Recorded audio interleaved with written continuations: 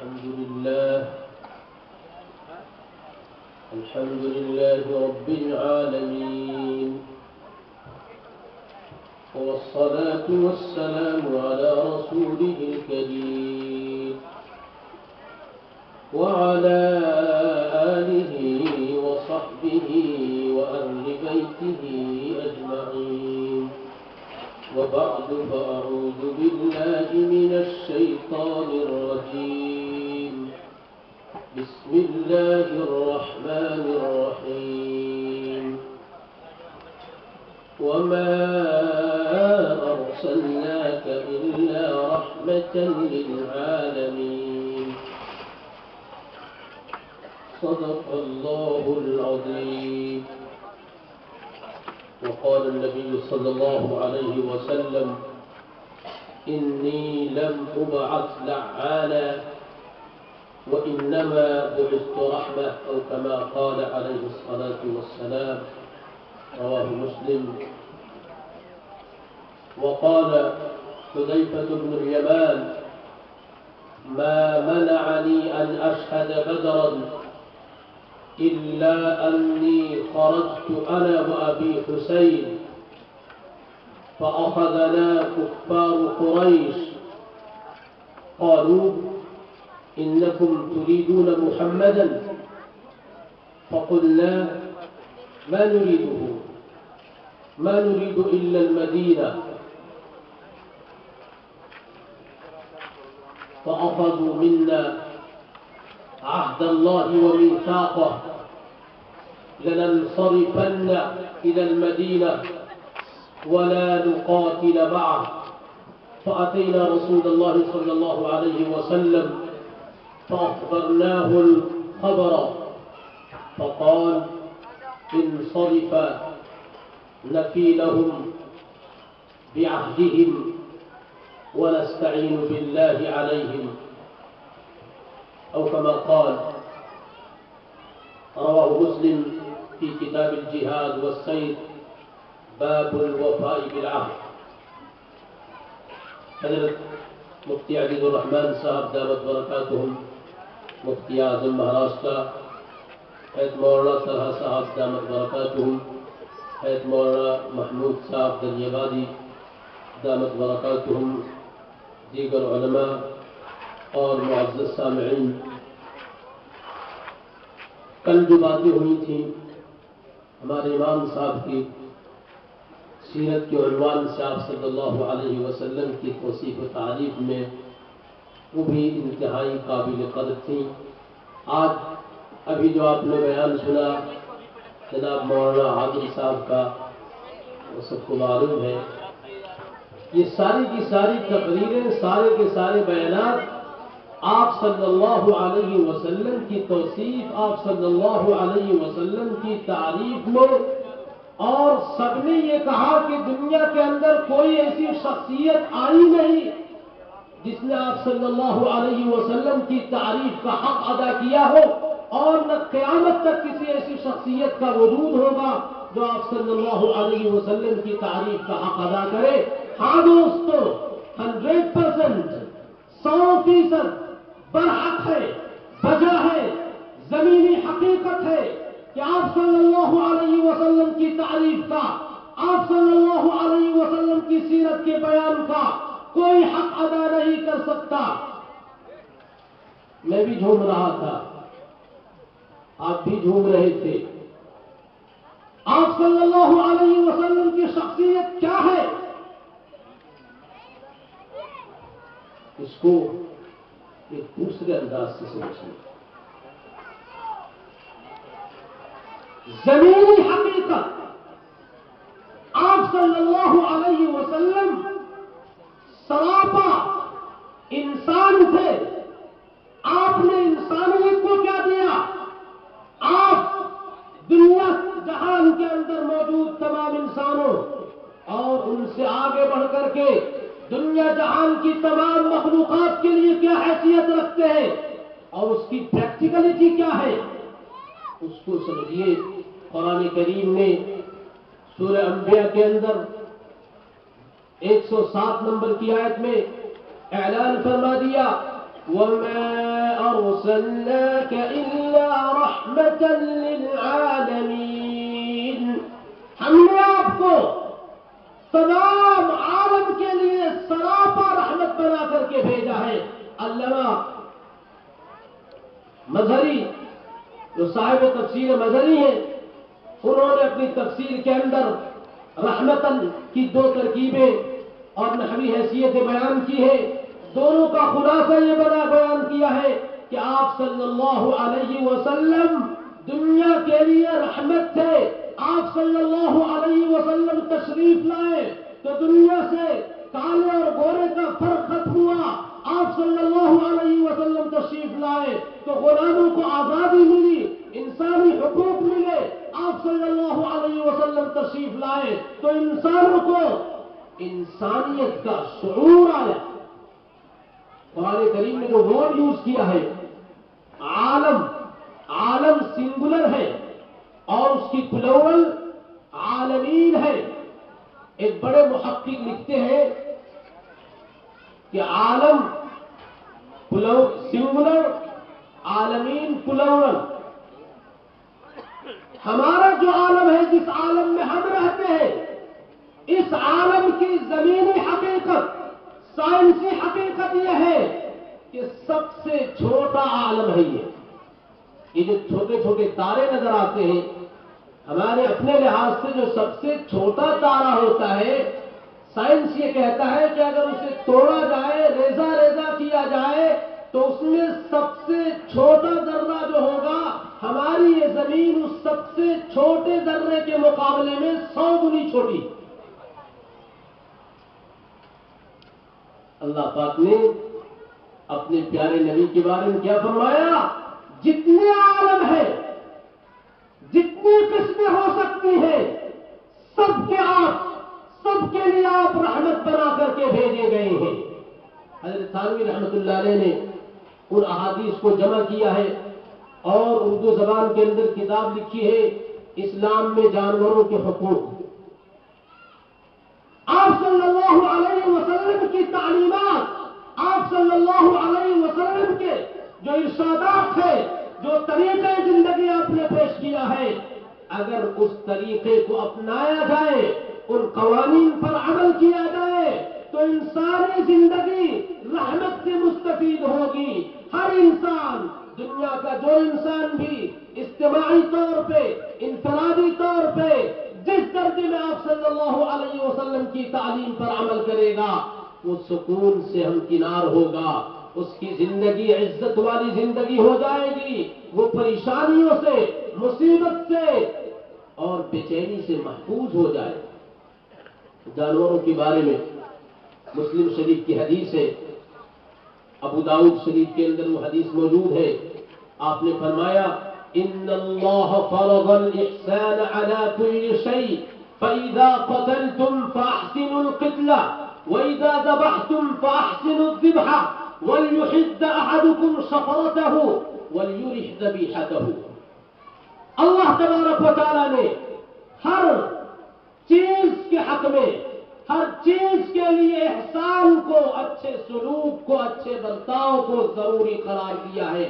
لہذا فَإِذَا قَتَلْتُمْ فَأَحْسِنُوا الْقِتْلَةَ، یہاں تک کہ وہ انسان جس نے انسانوں کا ناحق خون بہایا، تمہارے لیے، تمہارے خلاف قتل کا بازار گرم کیا، اگر وہ گرفت میں آتا ہے اور یقیناً وہ قتل کا مستحق ہے، اسے قتل کیا جانا چاہیے. اگر اس قاتل کو نہیں قتل کیا جاتا ہے، اس کے وجود سے دنیا کو پاک نہیں کیا جاتا ہے، تو اسی طریقے سے یہ قتل کرتا رہے گا.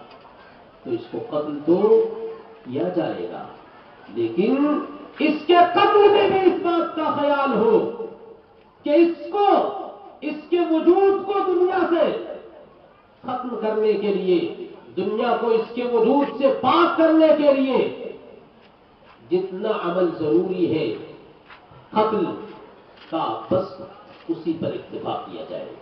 اس لیے آپ صلی اللہ علیہ وسلم کی شریعت کے اندر غسل حرام ہے، چاہے وہ انسان کا ہو چاہے جانور کا ہو.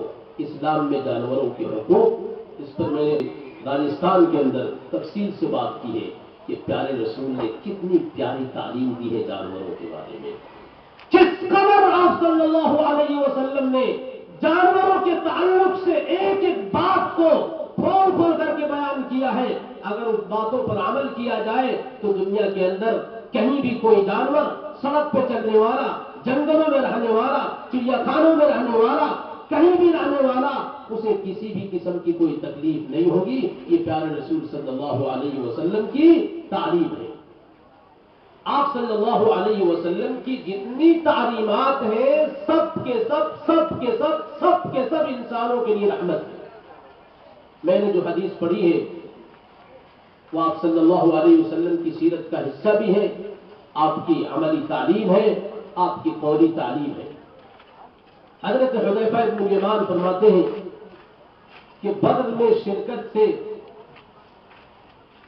کسی چیز نے مجھے نہیں روکا، ما منعني ان اشهد بدرا الا اني خرجت انا وابي حسین، میں اور میرے والد حسین نکلے، مکے سے چلے کہ نکل کر کے بدر میں شریک ہو جاؤں۔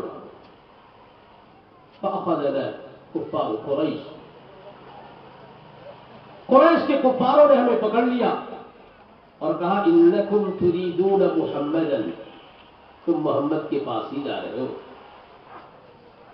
انہوں نے کہا ما نريد الا المدینہ، ہم تو صرف مدینے کا ارادہ کیے ہوئے محمد صلی اللہ علیہ وسلم کے پاس نہیں جا رہے۔ لیکن ان کو یقین نہیں آیا، انہوں نے کہا کہ وعدہ کرنا پڑے گا، ہم سے اللہ کا وعدہ لیا لننصرفن الى المدینہ ولا نقاتل معه، ہم مدینے جائیں گے، بدر کے میدان میں جا کر محمد صلی اللہ علیہ وسلم کی حمایت میں لڑائی نہیں کریں گے، یہ وعدہ لے لیا کفار قریش نے ہم سے۔ ہم آپ صلی اللہ علیہ وسلم کے پاس آئے، فاتینا رسول اللہ صلی اللہ علیہ وسلم فاخبرناه الخبر۔ بدر کی لڑائی باضابطہ سب سے پہلی لڑائی ہے اسلام اور باطل کے خلاف۔ علماء کرام لکھتے ہیں کہ ایک ایک انسان کی آپ صلی اللہ علیہ وسلم کو ضرورت تھی۔ کفار کتنے تھے؟ 1000 کی تعداد میں تھے، آپ صلی اللہ علیہ وسلم 313 کے ساتھ ہیں۔ Huge difference between these two numbers, huge difference. That was the battle, first battle on the surface of the earth after the arrival of Islam. لیکن آپ صلی اللہ علیہ وسلم نے حضرت حذیفہ بن الیمان سے یہ نہیں کہا، کفار نے کہا ہے وہ تو کہیں گے ہی، یہ کوئی پوچھنے کا موقع ہے؟ بدر میں ہر حال میں تمہیں شریک ہو رہا ہے، غیر ایمان والے کا وعدہ کیا؟ نہیں، آپ صلی اللہ علیہ وسلم نے صاف فرمایا انصرفا، چلے جاؤ، میدان میں رکنے کی ضرورت نہیں ہے۔ نفی لہم بعہدہم، ہم نے جو ان سے وعدہ کیا ہے اس وعدے کو پورا کریں گے۔ ونستعین باللہ علیہم، اور اللہ کی ذات سے جس نے رحمت بنا کر کے بھیجا ہے مجھے، اس ذات سے ہم ان کے خلاف مدد طلب کریں گے۔ آپ صلی اللہ علیہ وسلم کے اس عمل سے سب سے پہلی بات تو یہ سمجھ میں آتی ہے کہ آپ صلی اللہ علیہ وسلم جذباتی نہیں تھے۔ کس قدر چاہے جتنا بھی سنگین مسئلہ ہو، whatever serious may be the matter, whatever emotional may be the point and turn, جتنا بھی سنگین موقع ہو، جتنا بھی جذباتی لمحہ ہو، لیکن آپ صلی اللہ علیہ وسلم نے جذبات سے کام نہیں لیا ہے۔ آپ صلی اللہ علیہ وسلم نبی ہونے کا حق ادا کر رہے ہیں، آپ اپنے پیغام کو دیکھ رہے ہیں۔ اس قدر سنگین حالات میں جبکہ آپ کو ایک ایک انسان کی سخت سے سخت ضرورت تھی، آپ نے کہا انصرفا، چلے جاؤ، واپس چلے جاؤ۔ وعدے کو آپ نے پورا کیا، آپ کو کیا ملا بدلے میں؟ جنگ بدر کے بارے میں سب لوگوں کو معلوم ہے، مسلمانوں کی فتح ہوئی تھی، آپ صلی اللہ علیہ وسلم کو فتح ہوئی، اور ایسی فتح جس کی ایک مثال ہے، مسلمانوں کے حوصلے بلند ہوئے، اسلامی تعلیمات کا بول بالا ہوا، آپ صلی اللہ علیہ وسلم کی دامن میں آنے والے لوگوں میں اضافہ ہوا، آپ نے وعدے کو پورا کیا۔ دوسری مثال ہے صلح حدیبیہ کی، جو شرطیں رکھی گئی تھی اس موقع پر، ان میں سے ایک شرط یہ تھی کہ مکے سے جو لوگ مسلمان ہو کر کے آپ کے یہاں آئیں گے، آپ انہیں ہمارے یہاں واپس کریں گے، اور آپ کے یہاں سے مدینے سے جو ہمارے یہاں آئیں گے ہم ان کو واپس نہیں کریں گے۔ بالکل ٹھیک، بالکل غلط، کوئی اس کو قبول نہیں کرے گا۔ یہ مستقل ایک تاریخ ہے، مستقل ایک موضوع ہے، صلح حدیبیہ اس کے پیغامات ایک مستقل موضوع ہے، اس پہ بات نہیں کرنی ہے۔ ابھی معاہدہ پورا نہیں ہوا تھا، بخاری شریف کے اندر، دوسری تمام حدیث کی کتابوں کے اندر یہ معاہدہ، یہ واقعہ موجود ہے کہ حضرت ابو جندل زنجیروں میں جکڑے ہوئے آتے ہیں، ان کے باپ نے کہا کہ دے دیجیے، واپس کر دیجیے ان کو۔ وہ صحابہ کی طرف دیکھتے ہیں، آپ صلی اللہ علیہ وسلم نے کہا کہ بھائی ابھی تو معاہدہ پورا نہیں ہوا، ابھی تو دفعات باقی ہے، we are in one sitting, we didn't finish the treaty۔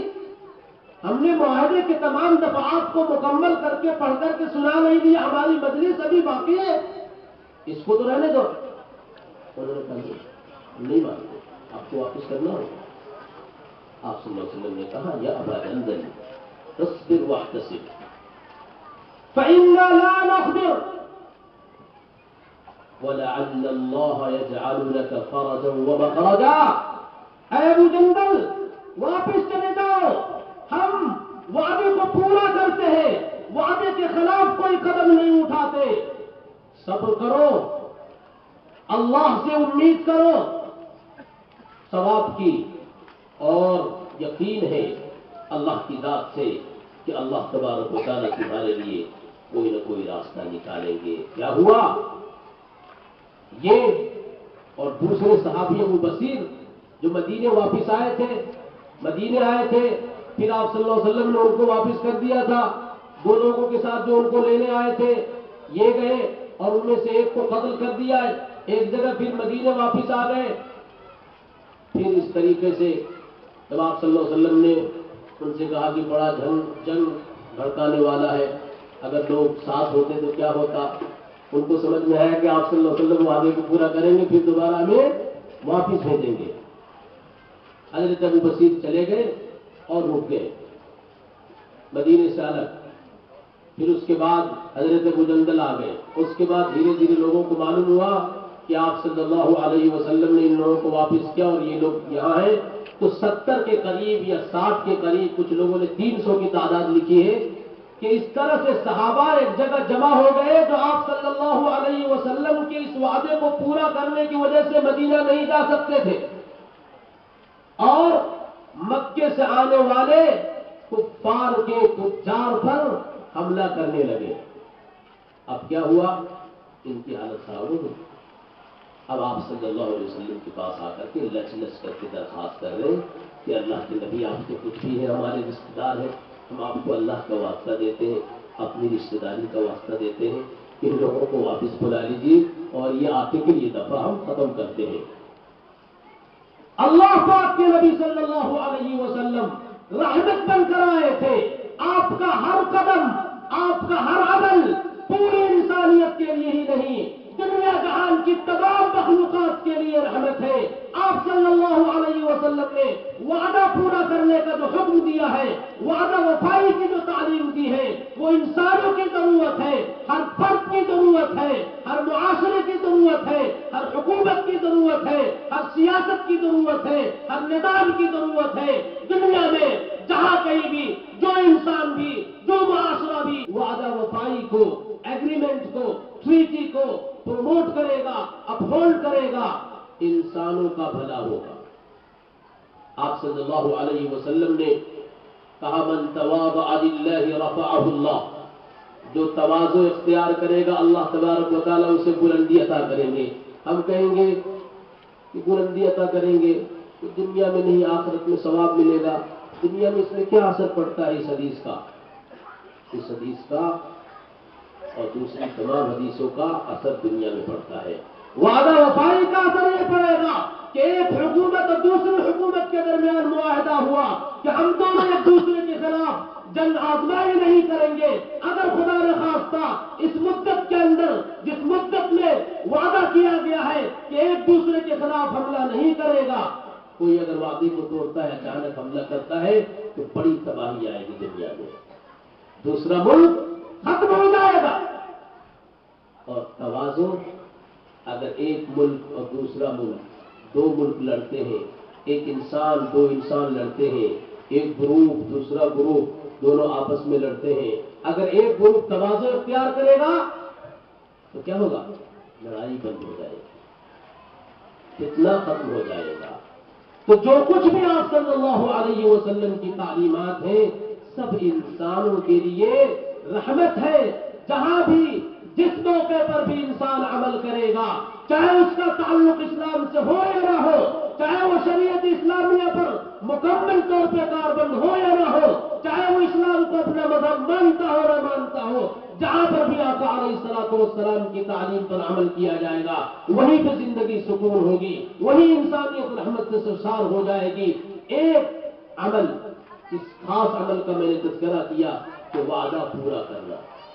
हमने जो काम जिस वक्त करने के लिए कहा दूसरे से, अगर हम बिजनेसमैन हैं तो जिस वक्त सामान देने के लिए कहा, जिस दिन कहा उस दिन हम उस वक्त सामान दें। अगर हमने किसी से कहा कि हम मिलेंगे 5 बजे तो हम 5 बजे मिलने के लिए पहुंच जाए। अगर हमने कहा कि 8:30 से 9 बजे तक हम क्लास में रहेंगे तो हम उतने वक्त में क्लास में आ जाए। हर अमल के अंदर जहां भी एक फरीक और दूसरे फरीक के दरमियान मुआहदा हो रहा है, छोटे और बड़े पैमाने पर हम यहाँ पे अमल करें तो इंशाअल्लाह एक सुन्नत पर, आप सल्लल्लाहु अलैहि वसल्लम की एक सीरत पर अमल करने की वजह से जो इनकलाब आएगा उससे दुनिया को सबक मिलेगा। मैं मानता हूँ करोड़ रहमत आप सल्लल्लाहु अलैहि वसल्लम पर नाजिल हो, आपकी तारीफ कौन कर सकता है? लेकिन लोगों, सवाल ये है कि आप सल्लल्लाहु अलैहि वसल्लम रहमत थे। आज हमारे अमल से, आज हमारे अखलाक से दुनिया को क्या एहसास हो रहा है? क्या हम नबी रहमत की रहमत उम्मत है? क्या हमारी वजह से दुनिया को रहमत और सुकून का मौका मिल रहा है? क्या हमारे आमाल की वजह से खास पैगाम मिल रहा है? हम बिल्कुल वक्त के पाबंद हैं। वादा वफाई की बात कर रहा हूँ, वादा किया हो कि 30 मिनट के अंदर अपनी बात खत्म कर दूंगा, 1 मिनट सिर्फ रह गया है, इसमें आप भी अमल करें। एक अमल कि जो मसला, जो काम हमने जिस वक्त करने के लिए सामने वाले से कहा है, हम उस वक्त करेंगे। ये जो हमारा मजमा है, बेनमाजियों का मजमा नहीं नजर आ रहा है, शराबियों का मजमा नहीं नजर आ रहा है। हम दीनदार हैं, आमाल के पाबंद हैं, लेकिन कुछ आमाल वो होते हैं जिनका ताल्लुक मुआमलात से होता है। खास नाम दिया गया है मुआमलात, मुआशरा। एक अमल को आप कबूल करें, आप सल्लल्लाहु अलैहि वसल्लम की तरफ से आपकी सीरत पर फख्र करते हुए कि हम जो वक्त जिस काम के लिए मुतय्यन करेंगे, जिस वक्त जो काम करने का हम मुआहदा करेंगे, वादा करेंगे, उस वक्त हम वो काम करेंगे। अगर किसी से फोन किया, कहाँ गए, 2 बजे आ जाना, तो 2 बजे का मतलब 2 बजे, 2:30 बजे नहीं, 3 बजे का मतलब 3 बजे। अगर कहा कि हम संडे को आपको माल दे देंगे तो संडे का मतलब संडे, मंडे ही नहीं। अगर ये कह दिया कि जुमा के दिन मीटिंग होगी तो जुमा का मतलब जुमा, फिर शनिचर नहीं। अगर सिर्फ एक मसले पर अमल किया जाता है, और अल्हम्दुलिल्लाह ये मौका ऐसा है कि हम दूसरे इंसानों के साथ मुआमलात करते हैं, वो सोचने पर मजबूर होगा कि हमारी तो दूसरी भी पार्टी है, हमारा तो दूसरा भी ड्राइवर है, हमारे तो मामला दूसरे लोगों के साथ भी होते हैं, लेकिन वहां तो बड़ी परेशानी होती है। कोई कहता है कि 1 तारीख को सामान देंगे और 10 तारीख हो जाती है, सामान नहीं मिलता है। कोई कहता है 2 बजे मीटिंग करेंगे, 6 बज जाते हैं, लोग नहीं आते हैं। आप कौन हो آخر آپ کے اندر یہ روح کس نے پھونکی ہے؟ ہم کہیں گے وہی آخری نبی، وہی محمد، وہی رحمت عالم جس کی تعلیم پر ہم عمل کرتے ہیں، لیکن یہ تعلیمات آپ کے لیے بھی ہیں۔ وہ کہیں گے ایسی بات ہے، اور کیا تعلیمات ہے دکھاؤ، آپ پھر پیش کریں گے، پھر رحمت عالم صلی اللہ علیہ وسلم کی رحمت والی تعلیمات سے لوگ قریب ہوں گے، اور جو آپ صلی اللہ علیہ وسلم کا رحمت ہونا ہے وہ پریکٹیکلی عملی طور پر انسانوں کے لیے کھل کر کے آئے گا۔ اللہ تبارک و تعالیٰ آپ صلی اللہ علیہ وسلم کی سیرت کے کم سے کم اس ایک پہلو پر عمل کرنے کی توفیق عطا فرمائے۔ وآخر دعوانا الحمدللہ رب العالمین۔ بہت بہت شکریہ۔